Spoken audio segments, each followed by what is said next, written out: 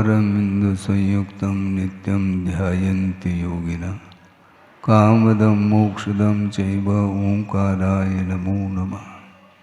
अविरल शब्दगणौघ प्रक्षालित सकलभूतलकलंका मुनिविरपाशुतीर्था सरस्वती रत्नोदुरितम् अज्ञानतिमिरान्धानां ज्ञानाञ्जनशलाकया चक्षुरुन्मीलितं येन तस्मै श्रीगुरुवे नमः।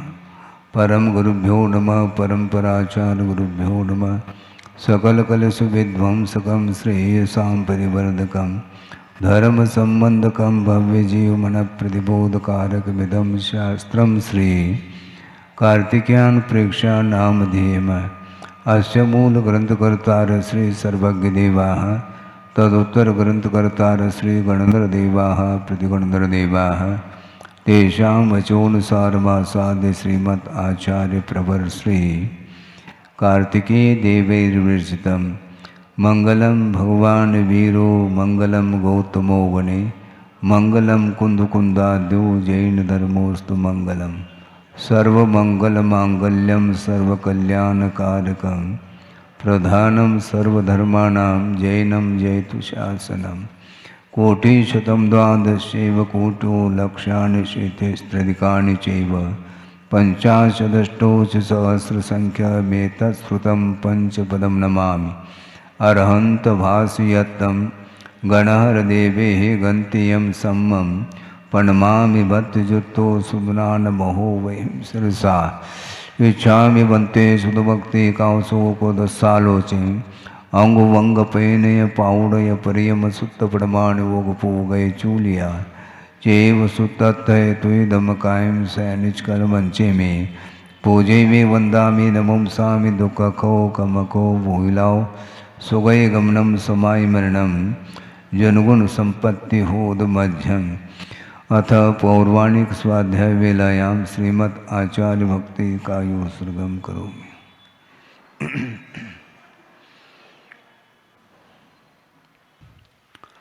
श्रुतजलदिपारगेभ्य स्वपरमत विभावना पटुमतेभ्य सुचरितपूर्णदेभ्यो नमो गुरुभ्यो गुणगुरुभ्य।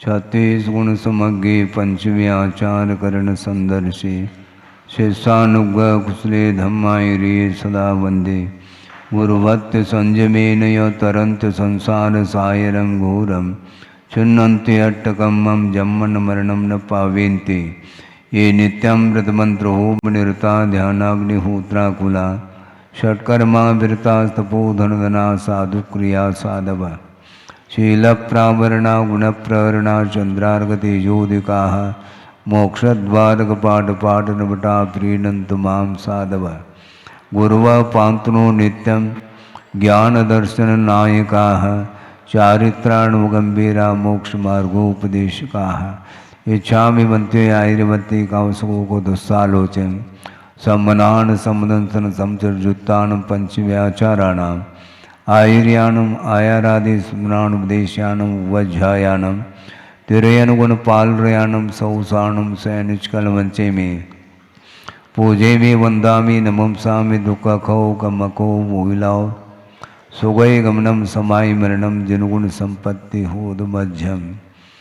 तिहुवनतिलयं देवं वन्दिता तिहुवनिन्द परिपूज्यं ओछम अनुपेहावो भवीय जनानंद जननीवो।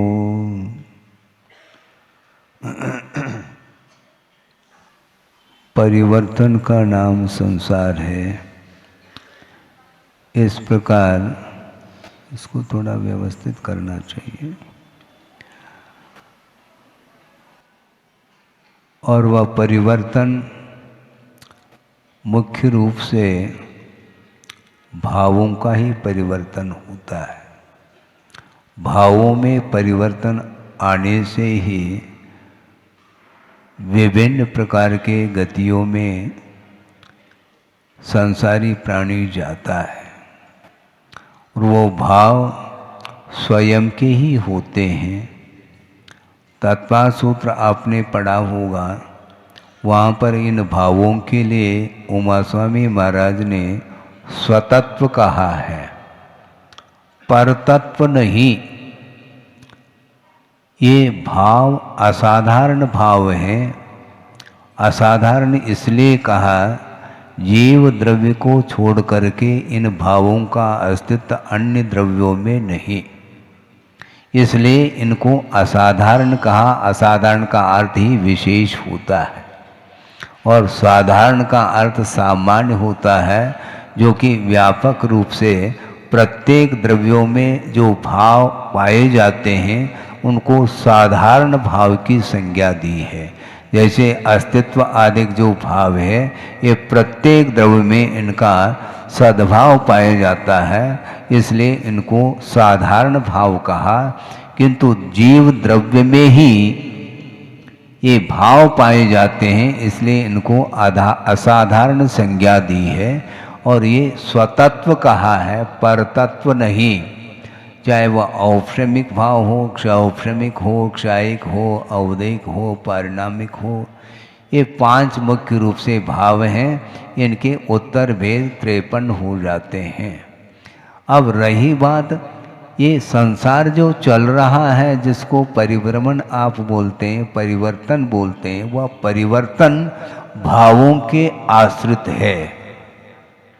भिन्न भिन्न गति मिल रही हैं, ऑटोमेटिक नहीं मिलती वो गति, वह परिणाम स्वरूप वो गतियाँ प्राप्त होती हैं। आप लोगों का बहुत बड़ा पुण्य का योग है। वह योग इसलिए कह रहा हूँ क्योंकि आपने पुण्य का संचय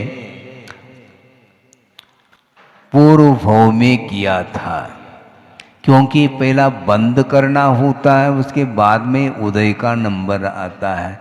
बंद तो करो नहीं, महाराज पुण्य का उदय नहीं हो रहा है। अरे पुण्य का उदय क्यों नहीं होगा? बंद होगा तो उदय होगा। महाराज पुण्य पतला है। अरे पतला क्यों? पतला बांधा है, पतला उदय में आ रहा, हम क्या कर सकते हैं? सॉलिड यदि पुण्य का संचय आपने किया है तो वह सॉलिड आएगा। अनुभाग जो है वह भावों के ऊपर ही निर्धारित है। फलदान देने की जो शक्ति का नाम अनुभाग बोला है, वह विशुद्ध परिणाम के माध्यम से पुण्य प्रकृति में फलदान देने की जो शक्ति है वह सॉलिड पड़ती है। और तीव्र संश्लेष परिणाम के माध्यम से पाप कर्म का जो संचय होता है, उसमें पाप कर्म में अनुभाग शक्ति अधिक पड़ती है। ये अनुभाग में जो हीनादिकता आती है, चाहे वह पुण्य प्रकृति संबंधी हो चाहे पाप प्रकृति संबंधी हो, उसमें जो हीनादिकता आ रही है फल में, वह तीव्र और मंद परिणाम का ही एकमात्र परिणाम है। क्वालिटी भेद इसी को बोलते हैं। हाँ। पुण्य पतला हो रहा है महाराज, पतला हो। एक और विशेष हम बात कहेंगे थोड़े समय बाद, अभी इस विषय को हम पूरा करना चाहते हैं। वो ये है कि परिणाम आपके निरंतर आपके भीतर परिणाम उत्पन्न हो रहे हैं और वह किसी न किसी निमित्त को लेकर के हो रहे हैं। और निमित्त यदि पवित्र है, परिणामों में पवित्रता आ सकती। आवे नियम नहीं, उपादान नहीं है तो क्या कहां से आएगा? हमें बता दो ना।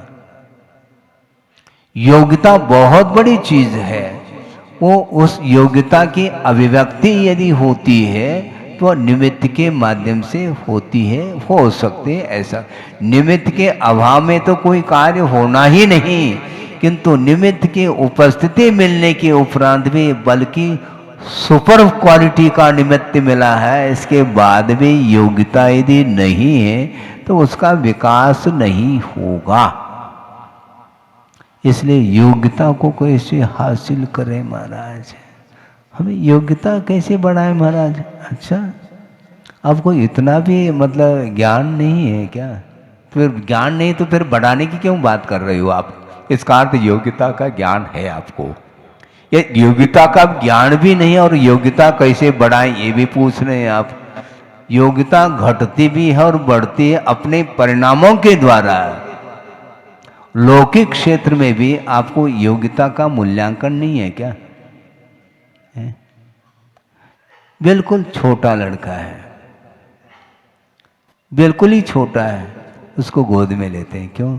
चलने की योग्यता नहीं। इसका अर्थ योग्यता का ज्ञान आपको है, उसको गोद में ले रहे हैं और स्वयं चल रहे हैं। मतलब स्वयं में चलने की क्षमता है, बल्कि एक को कंधे में रख करके ले जाने की भी क्षमता है उसकी। ये क्षमता, योग्यता इस ढंग से आती है। आपको गोद में लेने की कोई आवश्यकता है ही नहीं, क्योंकि योग्यता है चलने की। किसी के अंदर चलने की योग्यता है, किसी के अंदर बोलने की योग्यता है, किसी के अंदर पचाने की योग्यता, डाइजेस्ट जिसको बोलते हैं। और छोटा गोद का बालक है तो उसके लिए दूध ही पिलाया जाएगा, लेकिन उसमें क्वांटिटी भी कम, चम्मच चम्मच से उसको पिलाया जाता है।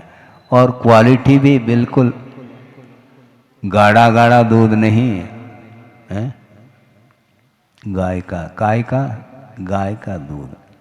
और उसमें भी क्वांटिटी, उसमें दूध में भी पानी थोड़ा मिला दो। क्यों? उसकी योग्यता नहीं। मतलब हर पल आप योग्यता का मूल्यांकन कर रहे हैं, योग्यता का ज्ञान आपको है। और धार्मिक क्षेत्र में पुनः योग्यता की बात आपको समझ में नहीं आती, फिर क्या आती है हमें बताओ ना। केवल सब्जेक्ट चेंज हुआ है, ज्ञान तो वही है। ज्ञान के माध्यम से ही परिज्ञान होता है पदार्थ का। तो इसलिए परिणाम आपके भीतर है, दूसरे के द्वारा ये पर्याय मिल नहीं रही। आपने पूर्व भाव में पुण्य का संचय किया, यहाँ तक कि 7 से पुण्य का संचय किया, इसलिए मनुष्य भाव मिला। और मनुष्य भाव में भी उच्च कुल में आप पैदा हुए हैं। हाँ, लेकिन इसमें भी कोई क्वालिटी है कि नहीं? हाँ, इसमें भी क्वालिटी है। उच्च अलग है, उच्च अलग है, ये सब अलग अलग है। हाँ। सामान्य विशेष का अंतर जो है ना, लगभग सब में है। उसके बिना फिर विशेष वस्तु क्या है? सामान्य के अभाव में विशेष रह नहीं सकता, इसलिए सामान्य में विशेष गर्भित रहता, ऐसा कहा गया। विशेष में सामान्य नहीं रहता है, सामान्य में विशेष गर्भित रहता है। तो इसलिए ये सामान्य बात है, अर्थात इससे विशेष बात अलग है। समाचार देते हैं, फिर बाद में मुख्य समाचार, इसका अर्थ उससे हट करके कुछ विशेषता को लेकर के वो समाचार आपको ज्ञात कराया जा रहा है। तो इसी प्रकार आपके भीतर जो परिणाम उत्पन्न हो रहे हैं, उन परिणामों के लिए भी निमित्त, विभिन्न प्रकार के निमित्त मिलते हैं। उसके अनुरूप ही कर्म का आश्रय होता है, कर्म का संचय होता है। और दूसरी बात यह है, पात्र के अनुरूप, स्वामी के अनुरूप अलग अलग क्वालिटी का पुण्य का संचय होगा।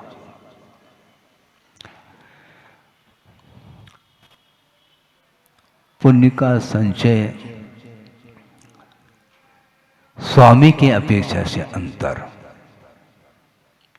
पुण्य प्रकृति का बंध एक केंद्र में होता है क्या? नहीं होता तो है, होता है। नहीं होता है तो फिर वही एक केंद्र से मनुष्य कैसा बना है क्या? नहीं, पुण्य का संचय किया, लेकिन सुपर क्वालिटी का पुण्य नहीं। क्यों? ये केंद्रीय कभी भी तीर्थंकर प्रकृति का बंद नहीं कर सकता, लिखे रखो। महाराज पुण्य का तो वो बंद कर रहा है ना, तृष्णाम कर्म का बंद कर रहा है, मनुष्य गति का बंद कर रहा है, ये करने दो। लेकिन तीर्थंकर प्रकृति के बंद के लिए सम्यक की आवश्यकता है। बिना सम्यक दर्शन के भी पुण्य का आश्रय होता है, ये भी एक सिद्धांत है। ऐसा नहीं कि सम्यक दृष्टि पुण्य का संचय करता है। सामान्य रूप से पुण्य का संचय एक इंद्रिय अधिक पर्याय में भी होता है। इसलिए आप लोग मनुष्य बने हैं, उसमें भी आदि खंड में आपका जन्म हुआ है। आपको भोगभूमि अच्छी है क्या? कर्म भूमि बोलो।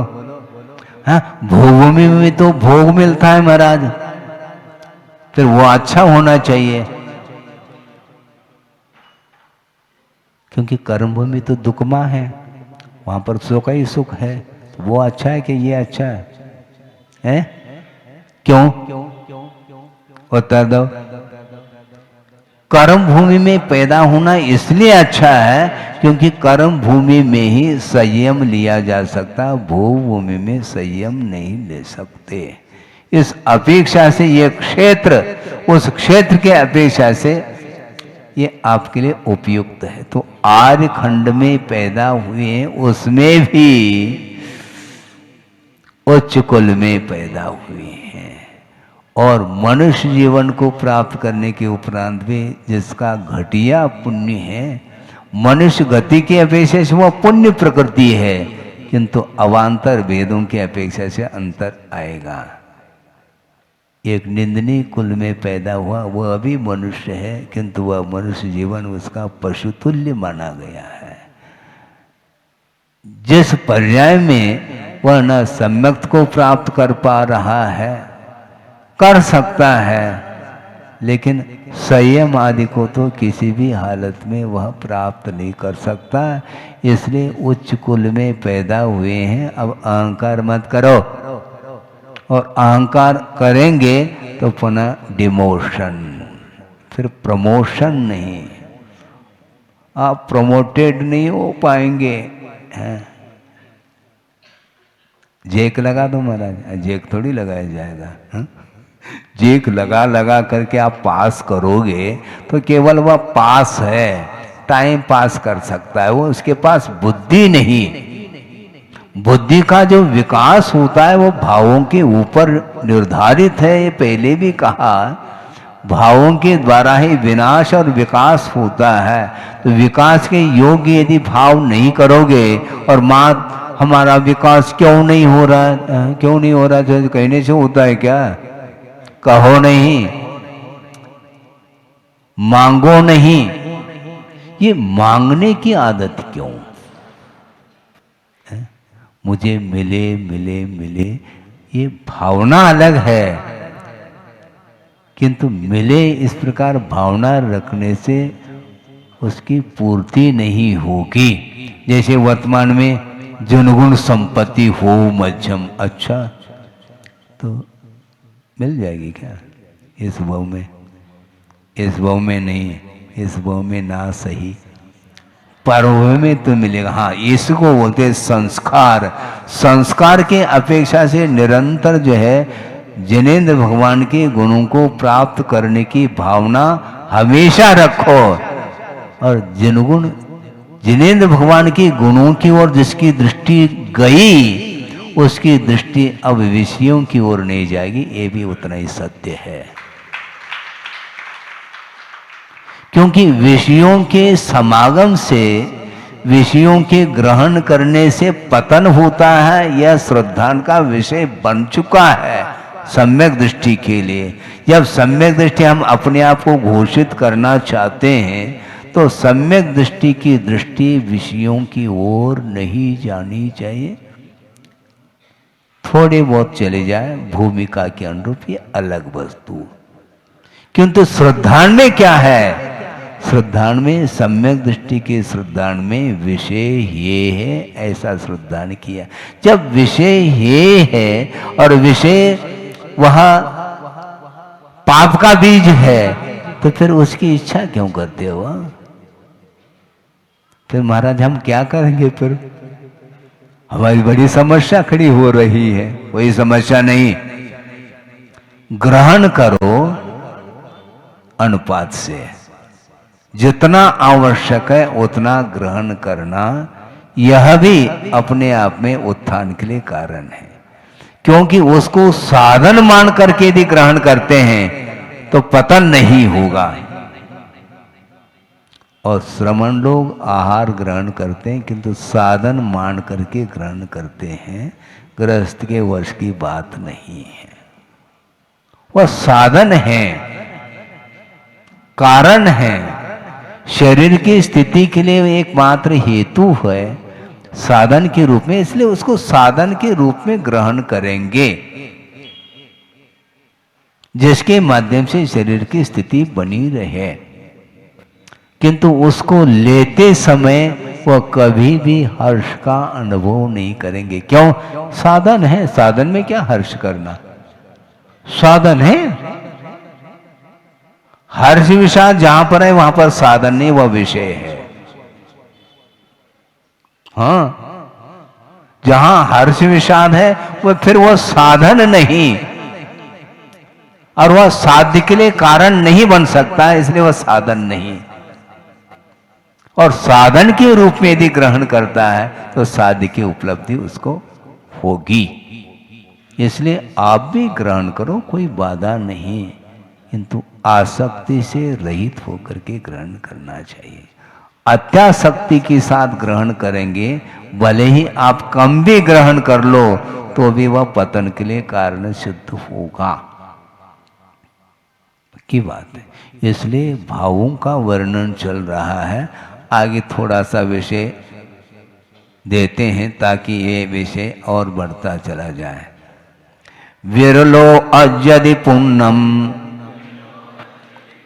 सम्मादिष्टि वये संयुक्तो ओ समभावे सहिदो निंदन गरहाय संयुक्तो। क्या कहा है इसमें? विरलः अजदि पुण्यम, पुण्य का अर्जन करने वाले जीव विरल होते हैं, ऐसा कहा। विरल महाराज, अभी तो आपने कहा था कि मिथ्या दृष्टि भी पुण्य का अर्जन करता है, उस पुण्य की बात नहीं कर रहे हैं हम। हाँ, उस पुण्य की बात कर रहे हैं जो वह मोक्ष मार्ग के लिए हेतुभूत होता है, वह पुण्य माना जाता है। सम्मा दृष्टि वये संयुक्तो, वह सम्यक दृष्टि विरल होते हैं और वे ही पुण्य का अर्जन करते हैं जो कि व्रत से भी संयुक्त होते हैं। व्रत से संयुक्त जो सम्यक दृष्टि है वो विरल है, जो कि वह साथ से पुण्य का अर्जन करते हैं। उपशम भावे संयतो, जो उपशम भाव से सहित होता है। उपशम भाव का अर्थ क्या है? शांत, बिल्कुल शांत, तीव्रता नहीं, उपशम, शांति रखो। का कषाय का अभाव हुआ है क्या? ना, अभाव तो नहीं हुआ, लेकिन तीव्रता में कमी आई है। प्रशम, समेग, अनुकंपा, आस्तिक्य, ये जिसके अंदर है वह सराग सम्यक दृष्टि, ऐसा का वीतराग सम्यक दृष्टि नहीं, इससे आगे। हाँ, उसकी कथा ही अलग है, उसका पात्र ही अलग है। जो धर्मानुराग से सहित होता है वह सराग सम्यक दृष्टि माना जाता है और वह पुण्य का संचय करता है। उस प्रकार की सम्यक दृष्टि दुनिया में विरल है, क्योंकि संसार में सभी सबसे अधिक यदि संख्या है जीवों की तो मिथ्या दृष्टियों की संख्या अधिकतम है और उसमें सम्यक दृष्टियों की संख्या विरल है। आटे में नमक के बराबर, ऐसा कह दो तो अन्योक्ति नहीं। आटा बहुत है, नमक थोड़ा सा डाल दिया, है? आटे के बराबर नमक डालते हैं क्या? नमक की आवश्यकता तो है, लेकिन अनुपात का ख्याल रखो, मात्रा मासी, बिल्कुल। तो इसी प्रकार यहां पर ये कहा जा रहा है, जो निदान से रहित होकर के पुण्य का संचय करने वाला जो जीव होता है वह सम्यक दृष्टि होता है। ये क्लियर है, इस सिद्धांत से स्पष्ट है। और जो पुण्य को चाह रहा है सम्यक दृष्टि चाहता नहीं। और बिन चाहे पुण्य का संचय बिल्कुल सुपर क्वालिटी का पुण्य संचित होता चला जाएगा। आपको चाहिए? हाँ चाहिए। जो चाहिए उसको मिलेगा नहीं,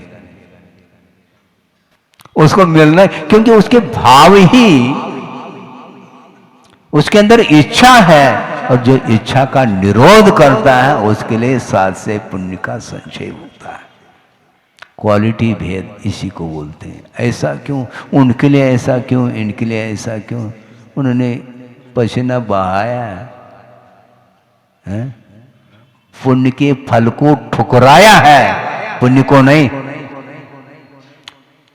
पुण्य को नहीं ठुकराना भूल करके भी, किंतु पुण्य के फल को उपेक्षित भाव के साथ देखना चाहिए, तब वह साथ से पुण्य का संचय होता है। कदम कदम पर हम पर पदार्थों से विस्मित होते हैं, आकर्षित होते चले जाते हैं,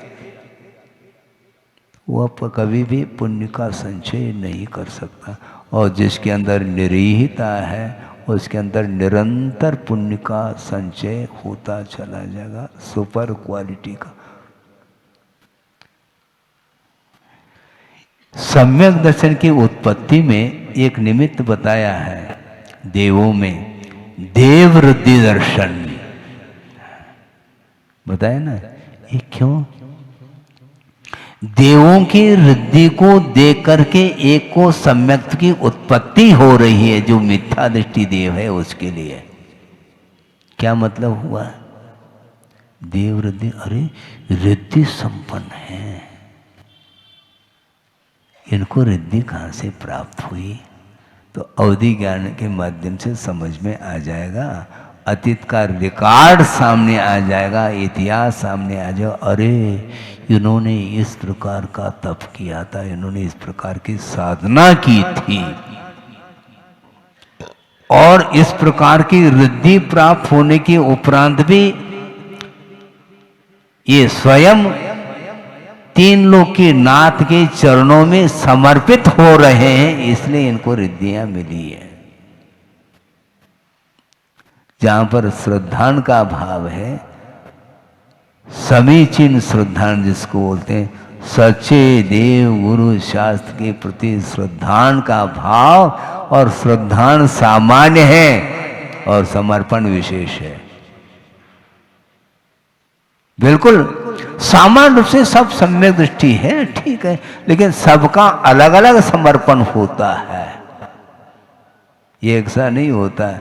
यानी सम्यक दर्शन के जो स्तर बढ़ते हैं उसी का नाम समर्पण है, उसके बिना समर्पण आ ही नहीं सकता।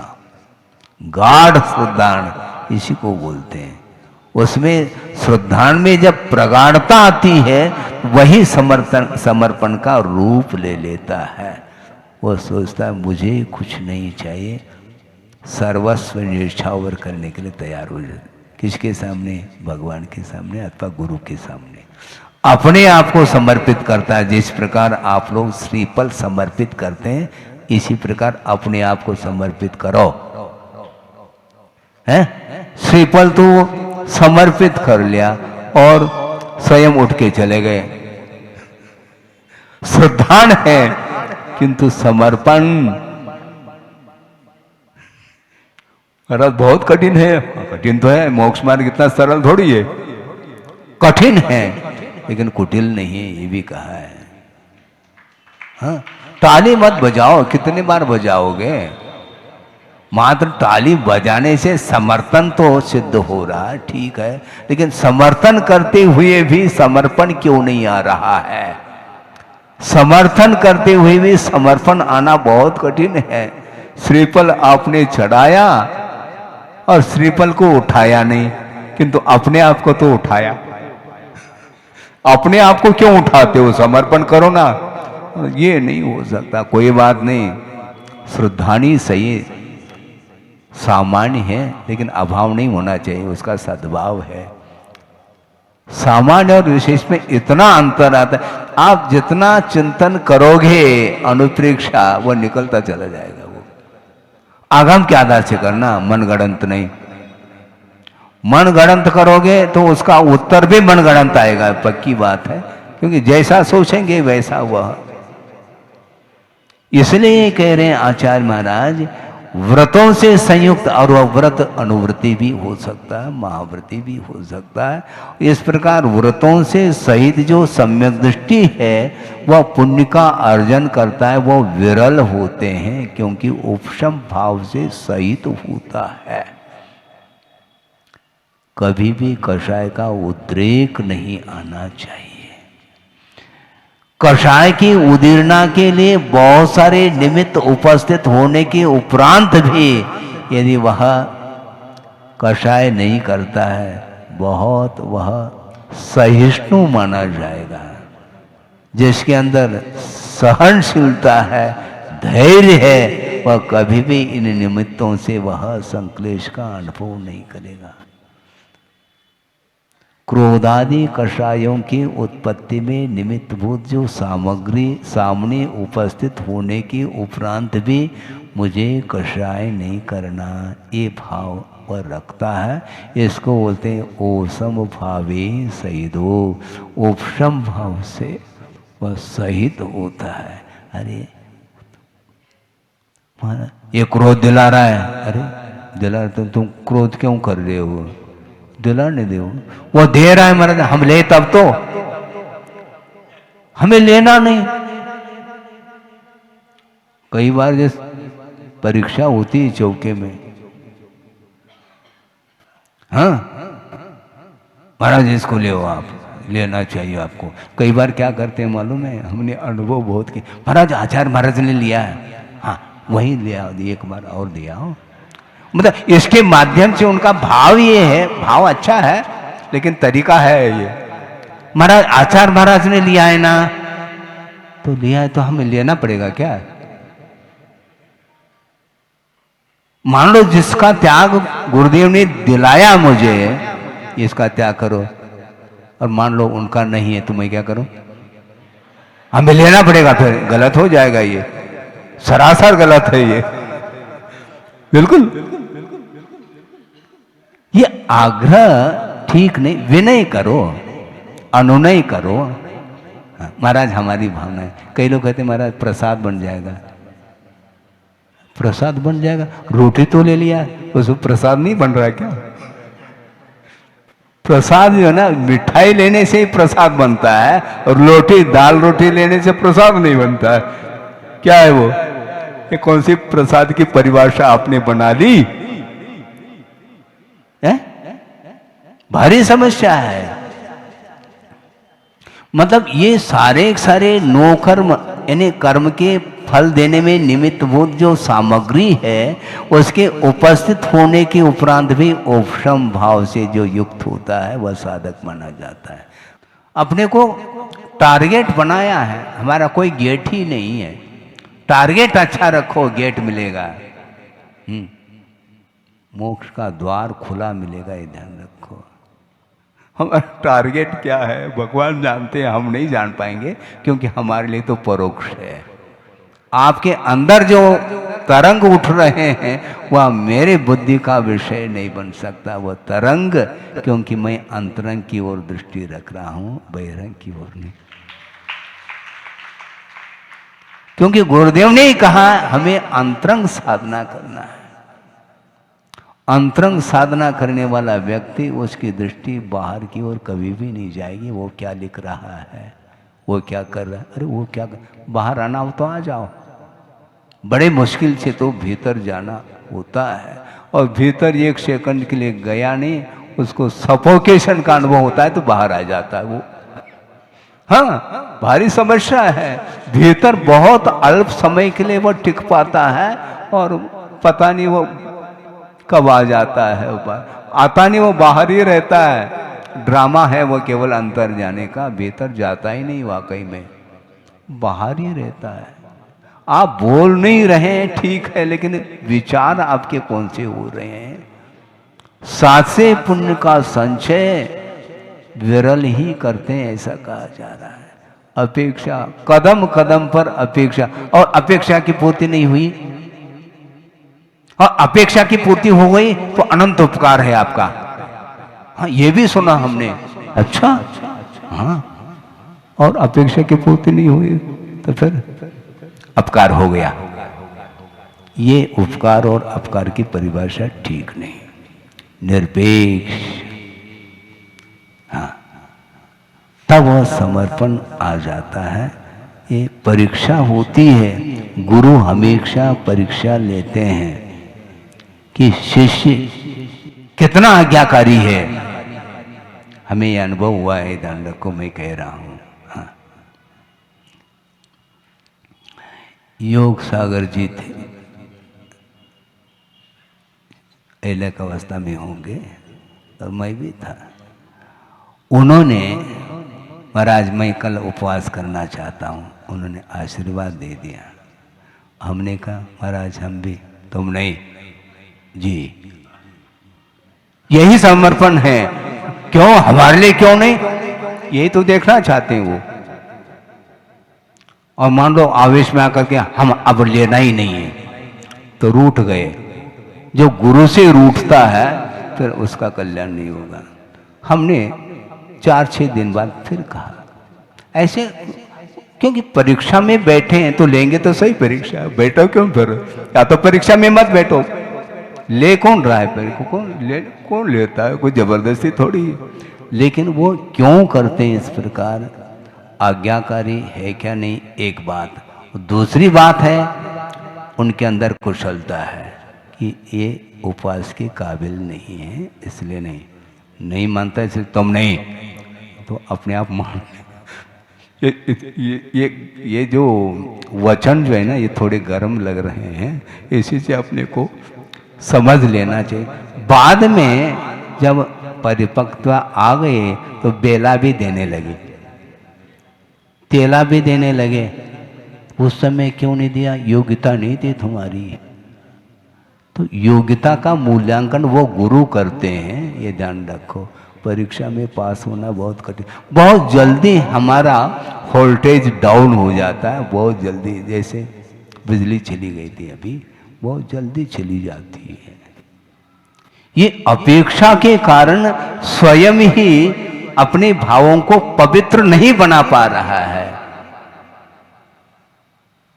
हाँ, बहुत कठिन है ये, बहुत ही कठिन है। इसके बारे में और समय मिलने पर हम चर्चा करेंगे, अभी इतना ही समझना चाहते हैं क्योंकि ये गाथा अभी पूरी नहीं हुई है, क्योंकि अभी एक आध विशेषण और भी है।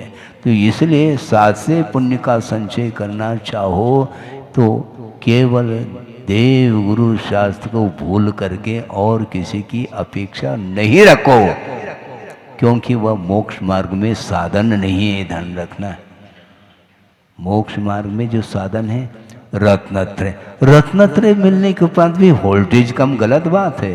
तुम और क्या चाहते हो? हाँ, रत्नत्रय का दान दे दिया और उनसे तुम और क्या चाहते हो? इसी प्रकार उनके कर कमलों से जिनको अनुवृत्ति मिल गया, प्रतिमाएं मिल गई, अब और क्या चाहो? मोक्ष महाराज, मोक्ष मैं भी चाह रहा हूं लेकिन मिलेगा नहीं, ध्यान रखो। किसी ना आपको मिलेगा ना मुझे मिलेगा, ऐसे मिलता नहीं वो। हाँ, साधन के द्वारा साध की उपलब्धि होती है, और साधन में यदि समीचीनता नहीं है तो साध्य को भूल जाओ, कहते हैं आचार्य। इतने ही पर्याप्त है। बोधि समाधि परिणाम शुद्धि स्वात्मोपलब्धि शिव शोक शुद्धि चिंतामणिम चिंतित वस्तुदाने त्वां वंद मानस्य ममास्तुति। परम पूजाचार्य गुरुवर श्री विद्यासागर जी मुनि महाराज की जय।